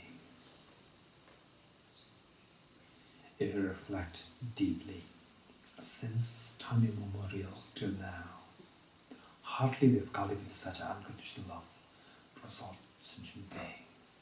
And today you did it. This is so precious, so incredibly precious. Just abiding this unconditional love. Imagining you're looking at the eyes of each of the dear sentient beings, reassuring them,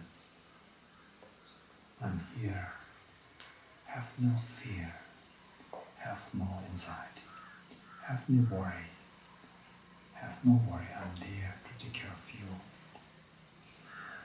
Each of them, each of the dear sentient beings, they feel so special of themselves in your eyes. Okay, with that spirit, with folded hands, let us make a commitment to Bodhichitta, the beautiful, the most courageous mind, the most beautiful mind. But let's make this commitment 3 times together. May I become Buddha for the benefit of all my dear mother sentient beings. May I become Buddha for the benefit of all my dear mother sentient beings. May I become Buddha for the benefit of all my dear mother sentient beings. May I become Buddha for the benefit of all my dear mother sentient beings. Stay in this most beautiful mind of Bodhichitta. Amazing.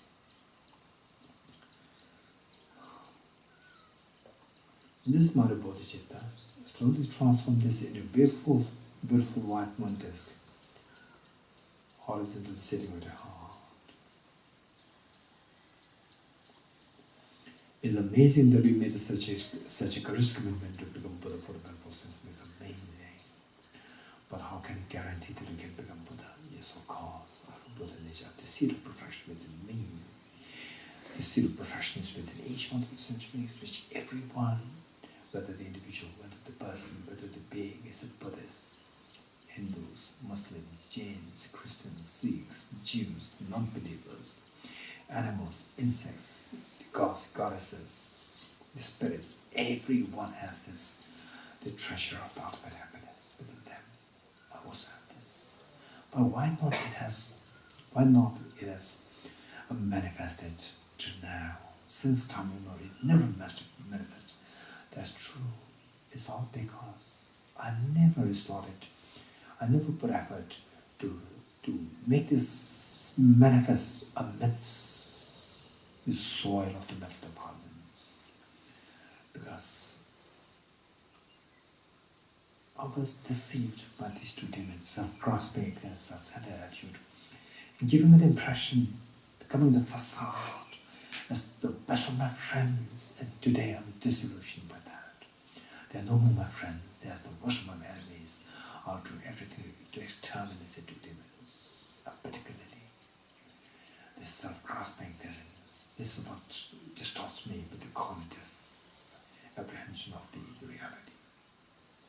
How can you discard that? Yes, it's by introducing counter force, the wisdom of emptiness. How can you do that?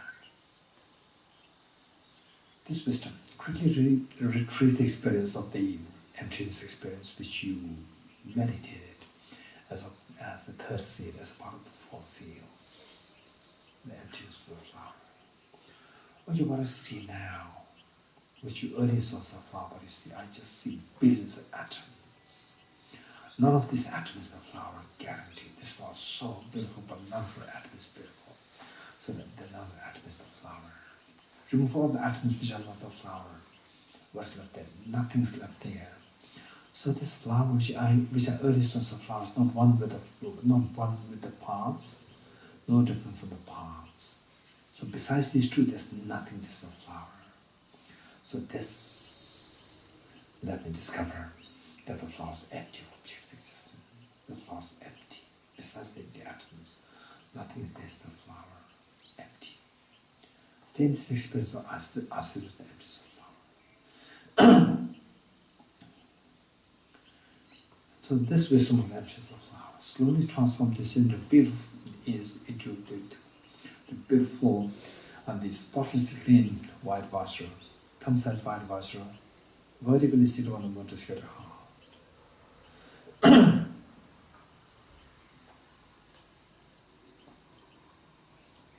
Okay, it's amazing. Now you have to watch the moon. The moon symbolizing conventional bodhicitta, the altruistic intention to become Buddha for the benefit of sentient beings. This will guarantee that you're going to exterminate the self-centered attitude. And a Vajra symbolizing the ultimate bodhicitta, which is the non-dual wisdom of emptiness. This guarantees that you're going to exterminate self-grasping ignorance. It's amazing. But what about all the demons, sentient beings? That's true. All beings are suffering terribly. They are being tormented by the two demons. I'm not going to let them suffer like this. I'll share this Vajra moon with them as well. With the incredible love and affection that we feel towards all beings, this incredible love and affection. Invoke the Vajra moon to multiply infinite number of times. Share one set of Vajra moon with your mother at her heart. One set with your father at his heart. One set with each one of your family members, including children. One with everyone here in Japan, the staff, and the insects, the cats, the dogs, animals, everyone here in Pune, everyone in the world, everyone in the entire Milky Way galaxy, everyone in the entire universe. It's amazing. Let us not forget that all the bodhisattvas, they're watching us. Why not we invite all bodhisattvas to the witness, to undertaking the ceremony of taking the aspirant bodhisattva vow. As a gesture inviting them to this ceremony, let us, along with all the other essential mix, let us slowly stand up to make 3 prostrations to all bodhisattvas.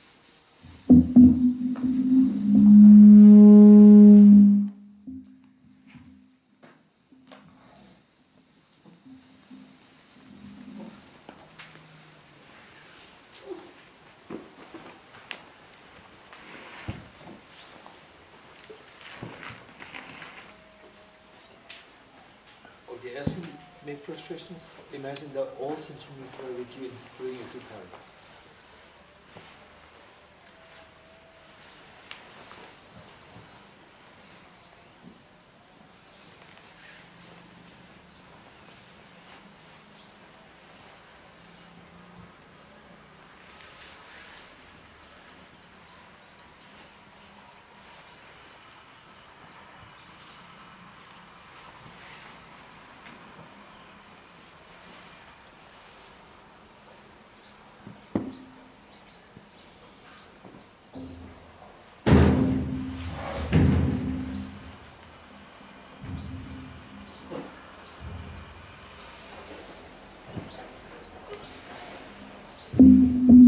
Okay, sit on the right knees, if you can.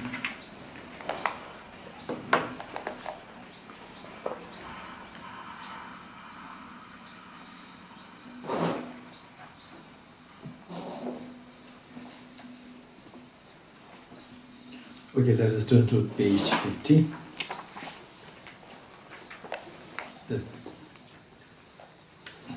later on, say, it would be good if we can take this aspiration bodhisattva vow on a daily basis. As we do that, you can do it with the first stanza. The first stanza can be used, which here we use as the preliminary, but this also can be used for taking as the main stanza for taking the aspiration bodhisattva vow, if we don't have much time. And then so this stanza we have been saying every day, before the meals, right? We are saying this. Okay, so this is extremely, because why this is included there as a part of with the food offering verses, is that this stanza, if you reflect on this, every time you reflect on this, you say this, reflect on this, the seed of compassion is activated, seed of bodhicitta is activated. So this is how we unentangle the knots of the substance of attitude, and that the bodhicitta, when you practice it more intensely, there's that the bodhicitta will be activated or will be generated very, very soon. Okay, let's say this wholeheartedly 3 times, and you are leading this, and all sense will join you, and all the Buddhas and Bodhisattvas, they're watching us, like let's say the way the parents, the 2 parents, when the very young daughter, age 5, age 6, or the very young son, age 5, age 6, made the first appearance, public appearance in the school, and the parents, they see this is the most important thing. They simply leave behind whatever they have to do, their work and so forth. They leave there behind. They come to as audience. They are waving their hands to you. This is exactly how the Buddhas and Bodhisattvas, they are the present here, just watching us. What are you doing? We are like the small children from innumerable, from the time immemorial till now. We have been like very mischievous children, and today you're doing something so good, make the first public appearance, and the parents are so proud of you. This is what all the Buddhas and Bodhisattvas they're feeling today, and you are leading this, and all sentient beings are joining you. The eldest daughter or the eldest son, the young one, and take the lead, and then takes the lead, and all the other children, they join you. So this is what we should visualize. And all the Buddhas and Bodhisattvas, like parents, they are just with great excitement, they're watching us, what are we doing? So with that mind, let's recite wholehearted 3 times.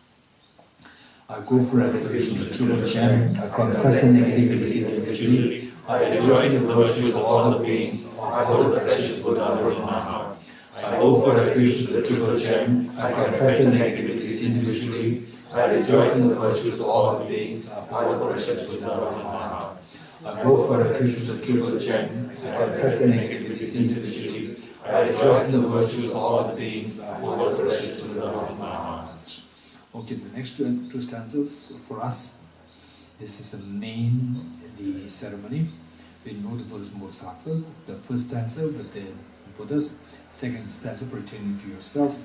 First stanza saying that how the Buddha Shakyamuni and all these Buddhas today, they become the enlightened, and that they're able to benefit innumerable sentient beings. It's all because of the 2 reasons. The initial motivation, that they generate very strong motivation, bodhicitta, wishing to become Buddha for the benefit of sentient beings. And then, the number 2, to materialize this aspiration to become Buddha, they actually engaged in the bodhisattva deeds. 6 perfections and 4 perfections. So that's stanza 1.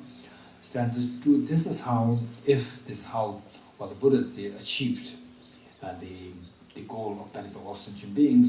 I will also follow the footsteps by engaging the 2 factors. The first one, generate very strong bodhicitta aspiration, and then followed by engaging bodhisattva deeds. Okay, this is what the whole heart going to say this. And to the 3rd repetition, when you finish the 3rd repetition, the last 2 lines, which says, and like what shall I do successful for the bodhisattva practices, when you say that, imagine that you receive the bodhisattva vow, aspiration bodhisattva vow, and feel the joy. Okay. Gurus, Buddhas and Bodhisattvas, please pay heed to me. Just as previous Buddhas have generated mana bodhicitta, And just as they successfully dwell in the Bodhisattva practices, likewise for the benefit of all sentient beings, Ajahn, the Mother Bodhichitta, and likewise shall I too successfully follow the Bodhisattva practices. Gurus, Buddhas, and Bodhisattvas, please pay heed to me. Just as previous Buddhas have generated the Mother Bodhichitta, and just as they successfully dwell in the Bodhisattva practices, likewise for the benefit of all sentient beings, Ajahn, the Mother Bodhichitta, and likewise shall I too successfully follow the Bodhisattva practices. Gurus, Buddhas, and Bodhisattvas, please pay heed to me. Just as previous Buddhas have generated the Mother Bodhichitta, and just as they successfully dwell in the Bodhisattva practices, likewise for the benefit of all sentient beings, I generate my Bodhichitta, and likewise shall I too successfully follow the Bodhisattva practices. Who can feel the joy over here when receive the Spring Bodhisattva vow? It's an incredibly precious moment. And so meanwhile, if you feel a little pain, sit comfortably. That is extremely important.